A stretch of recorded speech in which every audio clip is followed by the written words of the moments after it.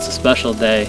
We are on our brand new farm that Mike and I just purchased. Mike and I's management goals on this farm got tested early. After 7, 8 encounters, he's going to live to fight another day. Every little thing has to go right, and if it doesn't, if it can go wrong, it will, and that's what happened tonight. We're in the same general area that we were last night, targeting Marino. In mid-November, found out that the neighbor had shot him. That one stings, probably more so than any other close call we've had this season, and there's been an unbelievable amount of close calls. We've got more history with that deer than any other deer I've ever known or hunted. Oh my God. That's crazy, man. He's right there.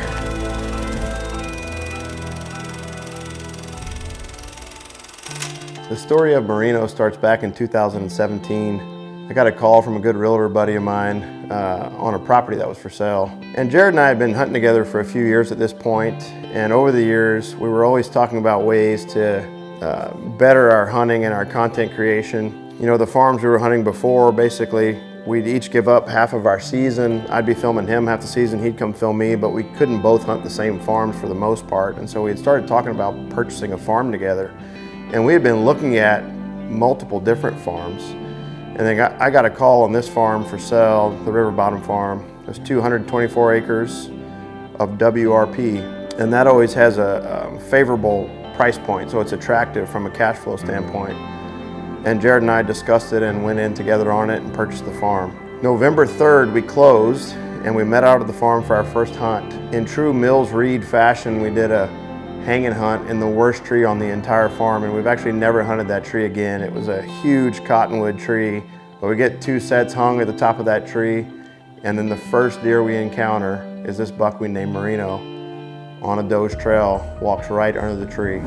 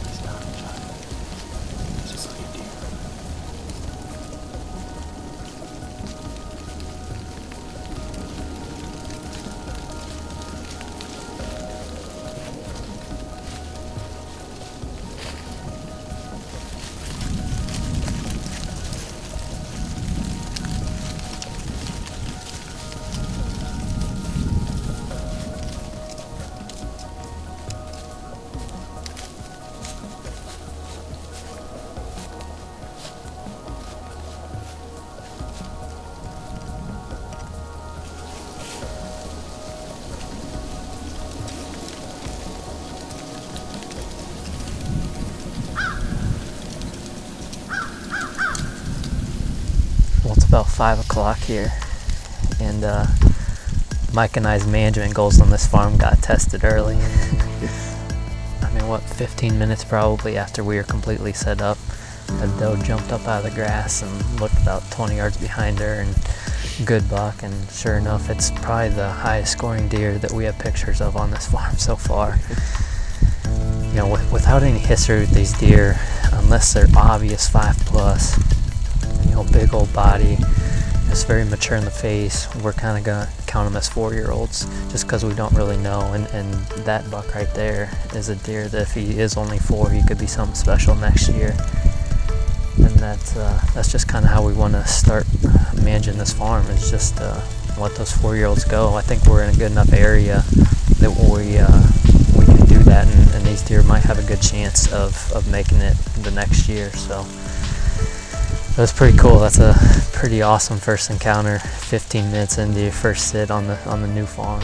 And you literally can't ask for anything better than that. Fast forward a week, Jared and I, we're both carrying our bows to the stand. He had already killed a management buck earlier in the year on his permission farm. So he was hunting a couple of the mature bucks we had, and then I was looking to take out Gronk. And on November 10th, in the pinch, on the river side of the pinch, we had Gronk come out of the tree and I shot him. It was our first buck kill on the farm, and the buck that we thought was the oldest buck on the farm. Another week later, I was up to bat. We're out of the set where I shot Dak, and I had Marino walk under. It was actually November 19th at 10 yards, and it was right at first light. We got excited. We saw a good buck coming, and ended up figuring out it was Marino, and we passed him again. And I'll never forget Bill Winkie calling us and saying, "What are you guys doing? Why are you passing that deer?" You know, we said, "We think he's 4.5," and Bill said, "No way, he's 4.5." He looked so huge coming in that day. And that's twice under the tree, once with Jared as the hunter and once with me as the hunter. And we let him go. Just, you know, it was exciting to think about what he was going to be the next year.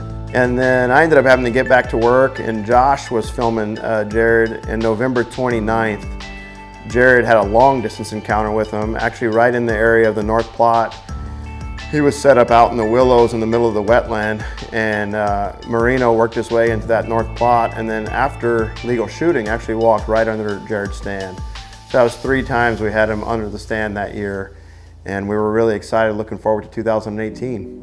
In 2018, I was actually selling my cabin farm, which that was the first farm I ever bought. After I finished residency and started my practice, my wife and I have been waiting patiently to buy a farm. After hunting public land and lease land for 20 years, my dream was to buy a farm, and I bought that farm in 2015. Well, that year, this piece of ground came up for sale, the place I now call the home farm, and I couldn't afford both places. And so 2018, I sold the cabin farm, which was really special to my family. That's where we had a lot of firsts there, Bella's first buck, Bella's first turkey, and we just loved going out there. But we sold the cabin farm and bought the home farm. And so that year, I was spending a ton of time out at the cabin farm, just enjoying our last season. Jared had actually moved to central Iowa, and so he wasn't living next to the farm. And the farm actually flooded that year twice, once in September and once in October. So we had done a lot of work, got beans planted, had our turnip plots that all went under. The beans seemed to survive, but they were real muddy.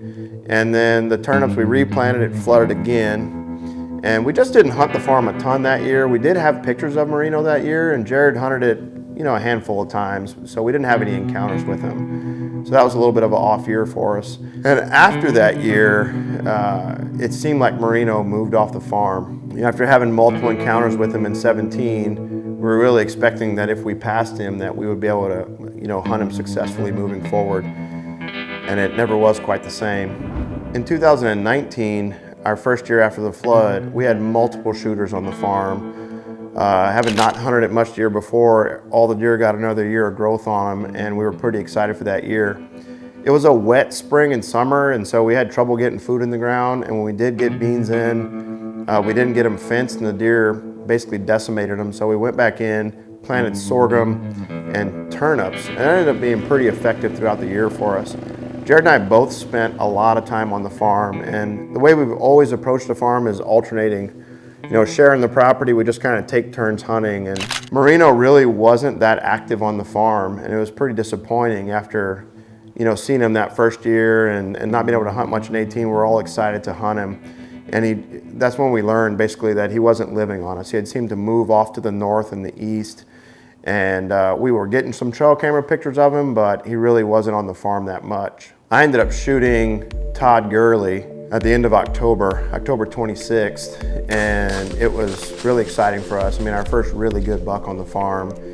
And then I tapped out, and Jared came in and had that really awesome chaotic rut hunt on November 1st in the snow, and he took Andrew Luck. I went back to hunting Marino, and actually had the crazy story of Prodigy. You know, November 2nd, I passed him, continued to have discussions about what to do with this deer, talking to the neighbors. Ended up shooting him on November 5th, and then had that wild recovery swimming in the river. Bunch of crazy memories from that. And we stayed hard on the farm after Marino. I was tagged out at that point. Jared was hunting at the end of November and had our first encounter with Marino that year on November 29th. He was hunting on the north end of our farm, and Marino came out of the willows into that north plot. Unfortunately, he ran out of light and didn't have any success calling him in, but we're excited to see him in the farm.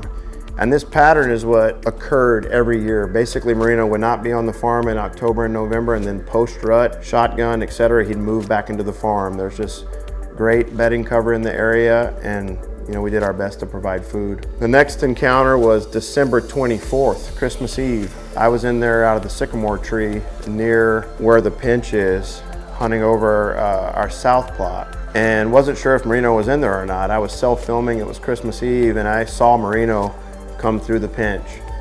And I had him I was probably 160 yards, and I got in a car accident during shotgun season and injured my shoulder and couldn't pull my bow back anymore. And so I wasn't sure what to do. I ended up buying a crossbow, and I was doing some crossbow hunting at that time and ultimately started muzzleloader hunting again. But I had the crossbow in hand, went back after him December 25th.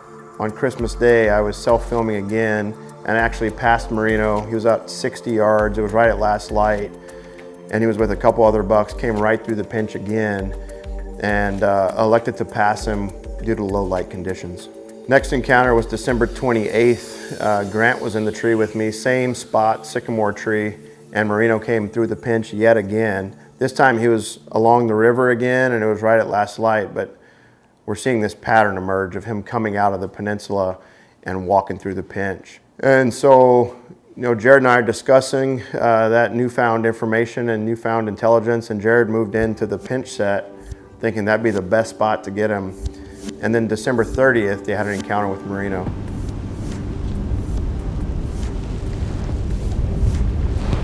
Do you see him?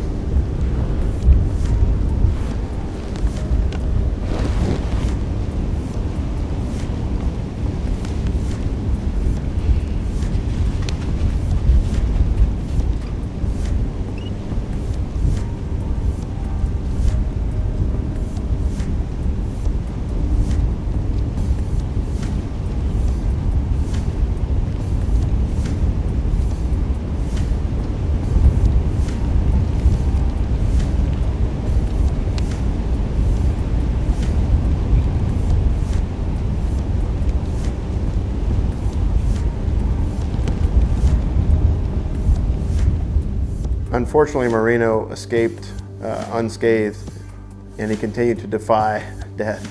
Our next encounter was January 4th, and Jared and I had been strategizing on how to both hunt the farm and try to get Marino down. Jared moved into the pinch with the bow, and I had the muzzleloader out on the south plot.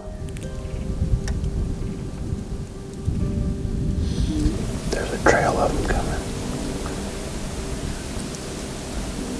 I can see 6 different deer coming, all in a line.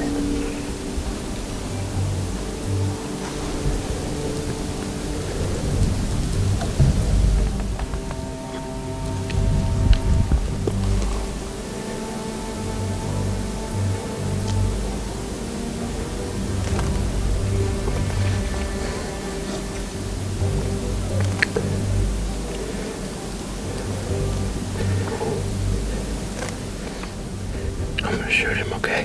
What? I'm gonna shoot him. Okay. I'm gonna try to let him turn, but I'm just gonna shoot him. You ready? Yeah.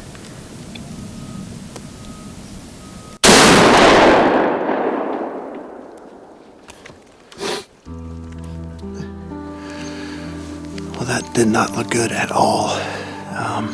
I have very little to no confidence that I actually hit that deer. Normally, if I shoot him in the chest with that muzzleloader, I mean, they just crumple right there. We had one doe in the bunch that must have caught us moving up here, talking, trying to, figure out where he was. And I mean, he's only 95 yards away. That's a chip shot with this muzzleloader. And like I said, there's a few little limbs coming off of this maple branch, and I guess I could have deflected off of one of them. I don't see that I hit any of them, but that's a little bit hard to see. He didn't look hurt running away. At first I thought he had stumbled and tripped, but I think he was just ducking under that tree limb when I watched the footage back. So I think after 7-8 encounters, he's gonna live to fight another day. Pretty dang frustrating. After passing him on Christmas Day and then missing him January 4th with the muzzleloader, it was pretty clear this deer was good at defying death. Jared went back in on January 5th to give it one last try, and he was set up again in the pinch with the bow and had Marino coming in the bow range, but again, that sixth sense, Marino knew something was up and he got out of there and he survived yet another year. Moving on to 2020, I had an opportunity pop up in the spring to purchase the farm to the south of Jared and I's.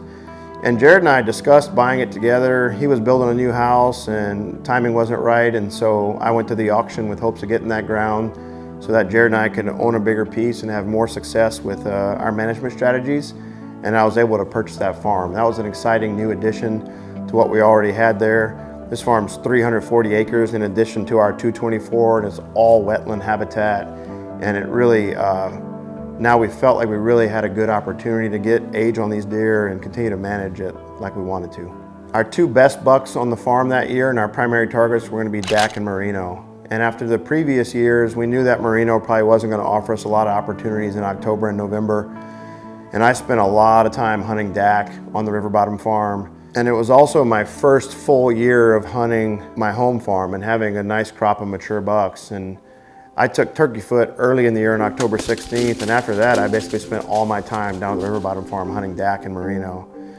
I had 3 encounters with Dak that year, had him at 50 yards a couple times, and never could get him down, and never had any encounters with Marino.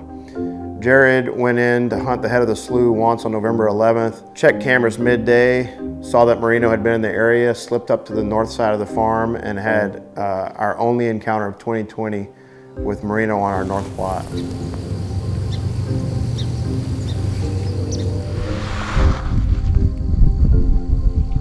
Marino's coming in the plot. Need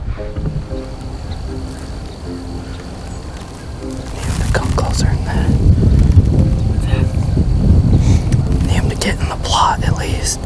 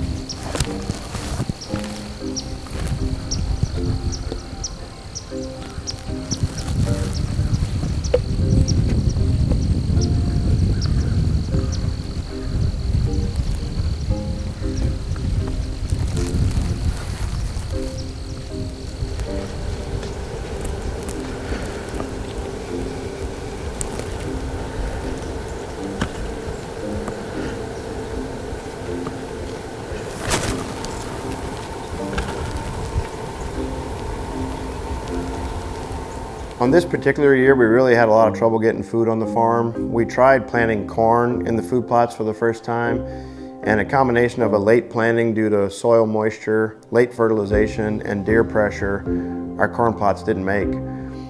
We had 2 really good turnip plots, thankfully, and that was our only food on the farm. And Jared moved in late season to hunt the north plot and took a buck we called the Black-Eyed 10.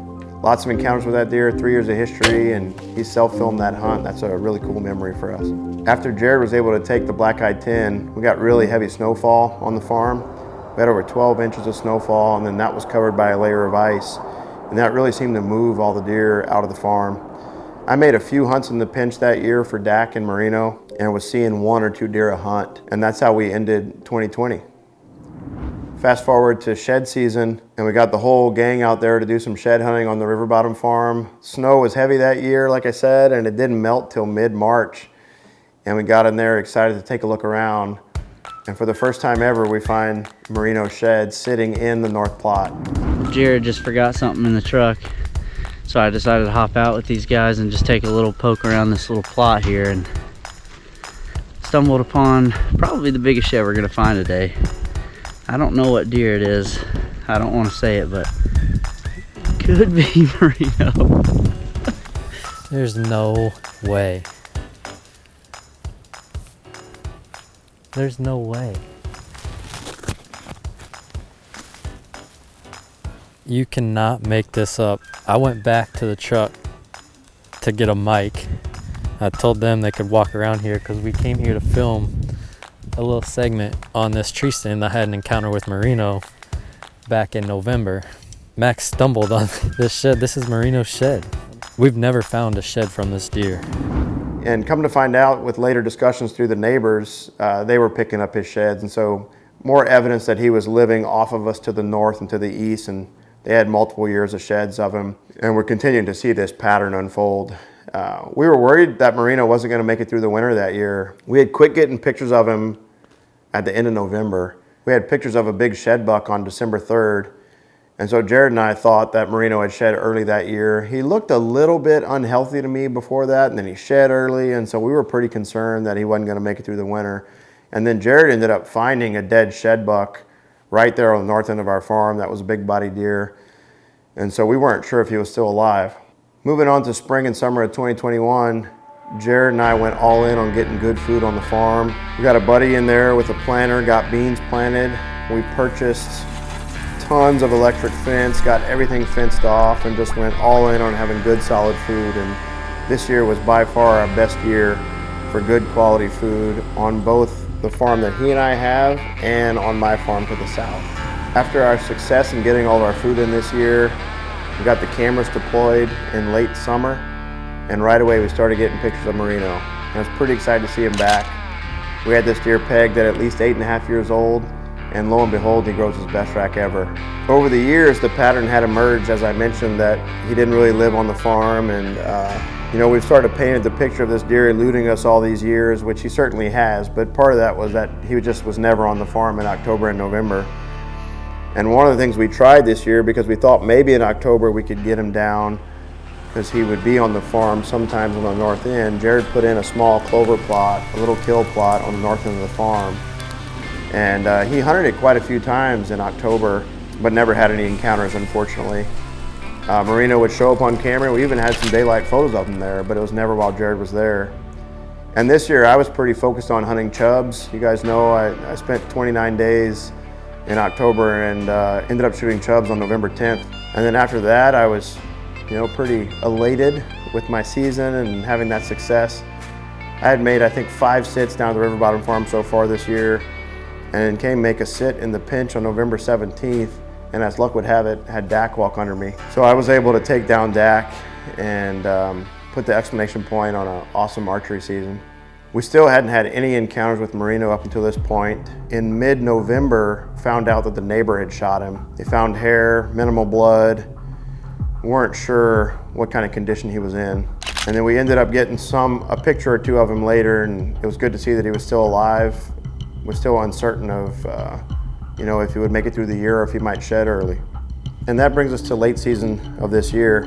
We're assuming based on 2019 that Marino's gonna do what he did that year. I had had an awesome year thus far, taking down chubs and Dak, and I really decided I wanted to focus on the kids and the wife, see what we can get them during the late season. And Jared and I talked about how we might target Marino this year. In the past, we just alternate hunts. He goes in one hunt, I go in one hunt, or we might do 2 or 3 days and then 2 or 3 days and take turns hunting. But since I had such a great season, I was really looking forward to him getting in there and be able to chase him without me getting in the way and hopefully getting him down. Jared's first hunt of the late season on the River Bottom Farm, we weren't really sure if Marino was in there yet, and he actually had Ethan with him with his bow, knowing that this buck we called Rob would show up, and so they were going in to hopefully take down at least a management buck. And then lo and behold, Marino comes out of the peninsula and works into the food plot where Jared set up.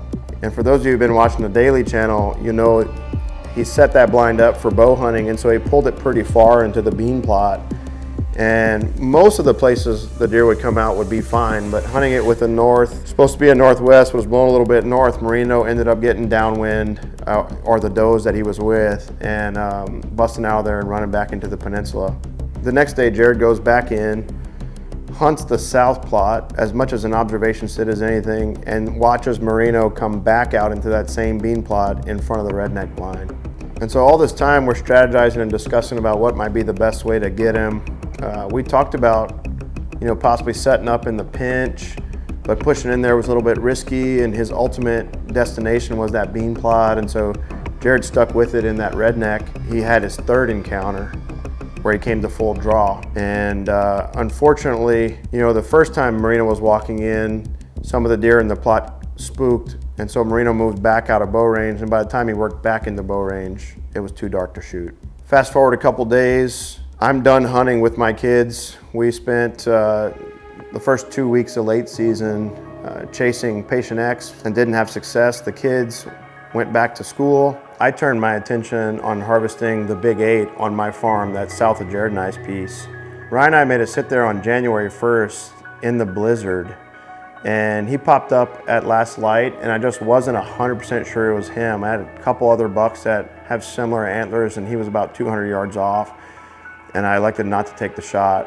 But he remained very consistent on trail cameras, and he was going to be my primary target this late season. A few days later, Jared made a hunt on the north side of our farm since the winds had switched out of the south, and he actually filmed another mature buck that we were looking to possibly harvest that we call the 6x6. And he had that deer at 55 yards, and he worked over to our turnip plot and then back into the beans, but never came into bow range. At the end of that hunt, Jared actually saw Marino come out of the peninsula on that same pattern that we'd seen so many times and work his way through our south bean plot in front of that redneck. And he actually worked his way into the back side of the plot where Jared was hunting, and he was able to slip out of there without disturbing anything after dark. With season winding down and ATA approaching, I think we had a couple days left to hunt. Jared moved into the pinch along the slough to try to cut Marino off coming out to that south bean plot. At that time, he felt like Marino and some other deer were onto the blind, and so he elected to hunt the edge of that slough and hopefully cut him off going to the bean plot. I made my first sit of the late season on our farm that night too, and hunted the north end of the farm on the turnips where Jared had seen the 6x6 the night before. It was the warmest day of late season so far, and we had a pretty slow hunt until the last 30 minutes when deer actually started coming from across the road, just one after the other. And I think we had 20 to 30 deer pour in from across the road and work their way all the way to the beans that I could see. And Marino happened to be in that bunch. We've always assumed that when he wasn't in the peninsula, he was bedding to the north or to the east, and that night proved it. He was probably 150 yards off at that point, and we were able to sneak out of there without disturbing anything. After confirming that movement pattern that night, we began to further strategize on how Jared might be able to possibly encounter him at that location where the deer come across the road. We were thinking the primary two ways to get him would be coming out of the peninsula to the south plot or crossing the road and working their way down that tree line. We had 2 days left before ATA, and I decided that Ryan and I were going to go back to my bean plot on my south farm and try to harvest the Big 8 so that I could get Bella back in the woods after Patient X for the last 2 hunts of the year.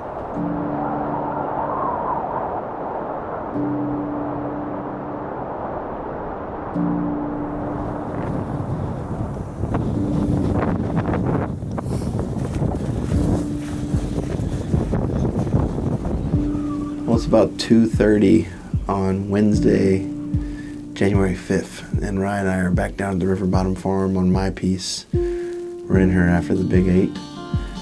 We're sitting over this standing bean field, this food plot we hunted during that blizzard.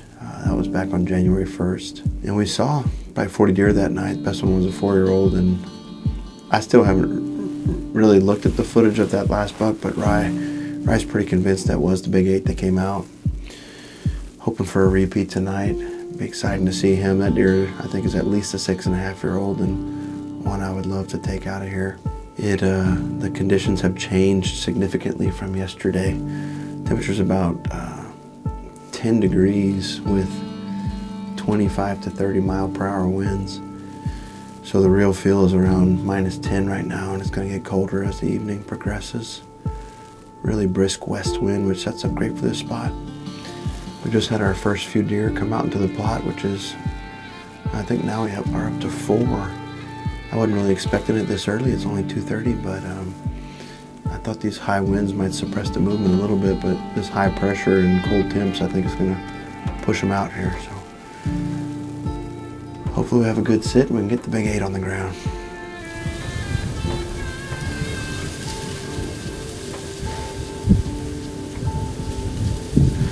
Dude There's like 9 deer in this frame right now. All the way to I know, they're all on a pile.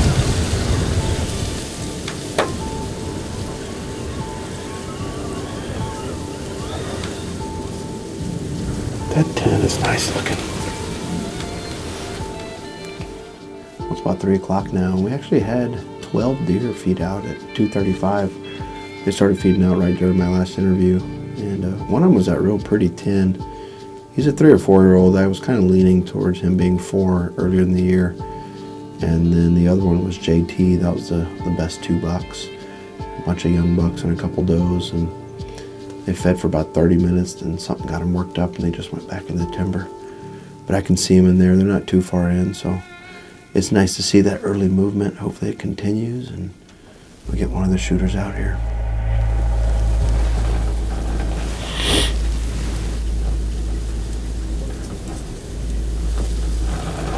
I can still see deer back in the timber over there right now. They're slowly but surely. Are these does working out right in front of us? Yeah, they're does. It's like 4 or 5 deer straight out in front of us in the weeds.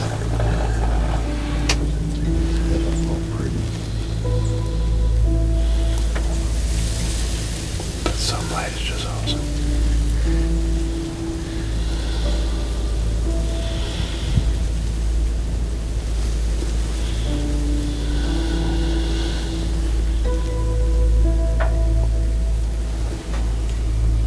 Man, it's crazy.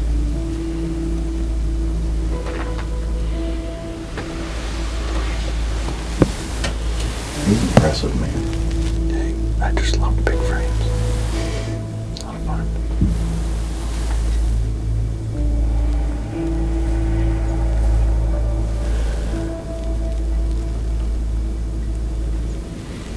What deer's that? That deer's heavy. What deer is that? Dude, that might be Marino. Like it is. I can't pass him. I can't believe he came out over here. I cannot believe he's out over here.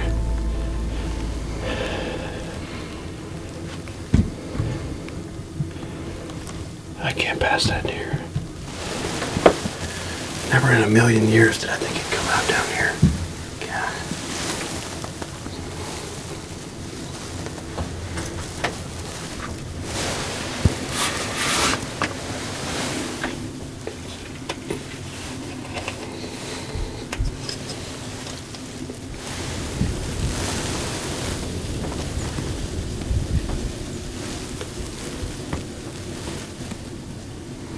Alright, that doe's about to clear.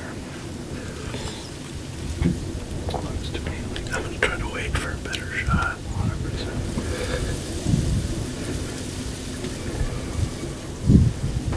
That's a nice process shot. I think I'm gonna shoot him right there, okay? Alright, I'm on him.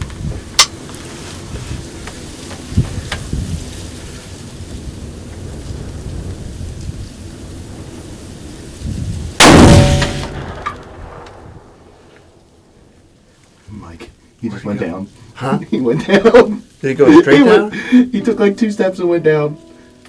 I saw a big pile of snow flash up. I'm pretty sure I just put Marino down. We're sitting down here on my farm, south of Jared and I's, hunting this big 8. And we're just having a heck of a hunt. I mean, the deer are just pouring out. And I've never had Marino down here, not once, ever. You know, he's been coming out so consistently to the north on Jared and I's farm. We're looking out at the field, and I'm like, every deer's coming out. And we saw that deer decay, and we've been filming him for an hour. All of a sudden, I just see this real heavy buck. I was like, man, that's a mature buck. Looks like a shooter. And you never know what's going to move in here. Oh, God, I'm shaking bad. The reality is setting in of what just happened. But I said to her, I was like, man, is that Marino? And he's like, I think it is him. And we've got more history with that deer than any other deer I've ever known or hunted. I mean, it's I don't feel bittersweet about many deer, but I sort of feel bittersweet about this. We're gonna look back at the footage and then go take a walk over there and take a look at him. He came on this side of the flat screen. I see him right there. He's dead right there. There's blood right here.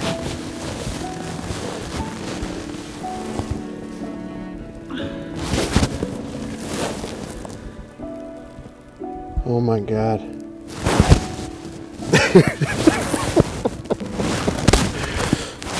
It's crazy, man. He's right there.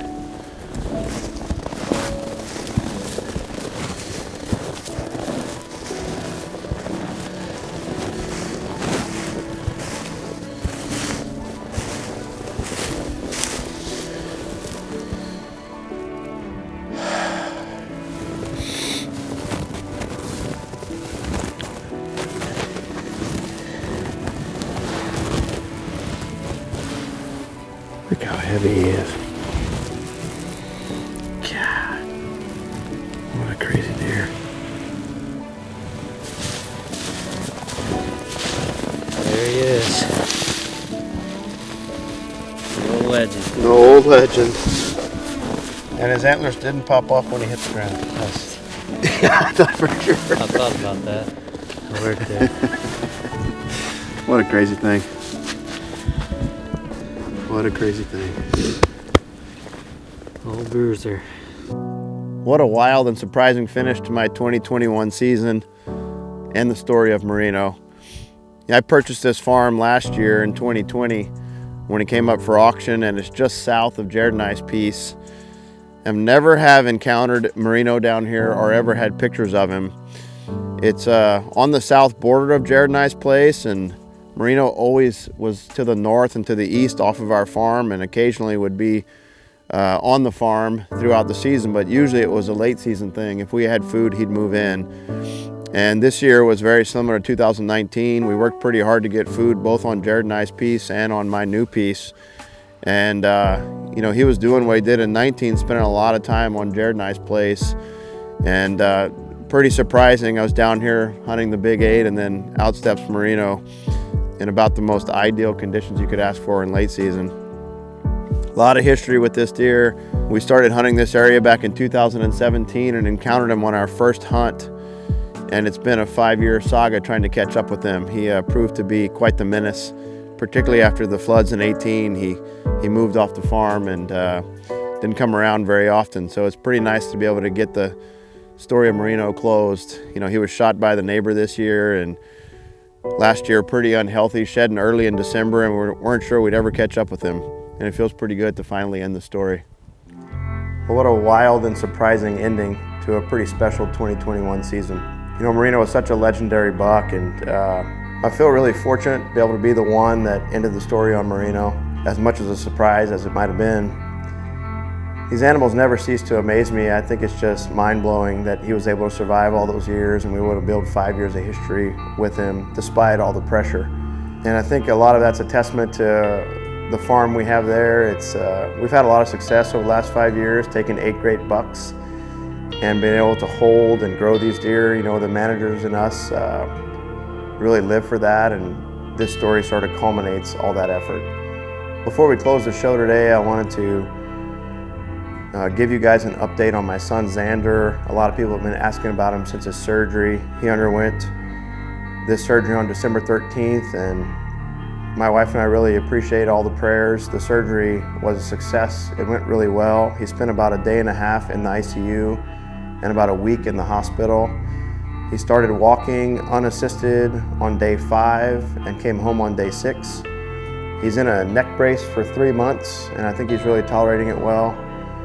And really, quite frankly, tolerating the pain and discomfort better than I think anyone else could. For a 3-year-old, it impresses me a lot. And he's back to being a little wild child, wanting to go hunting and run around the house and torture his siblings. I think the hardest part moving forward is going to be, you know, keeping him from roughhousing too much. We got that first snowfall in Iowa, and all his siblings wanted to go sledding, and of course he wanted to go too. So I wanted to let you guys know that we really appreciate the prayers, and I think they were heard and answered. And like I say, the surgery went well, the recovery's going great. We have an MRI in about 4 weeks to see how things are healing up, and we certainly appreciate the continued prayers.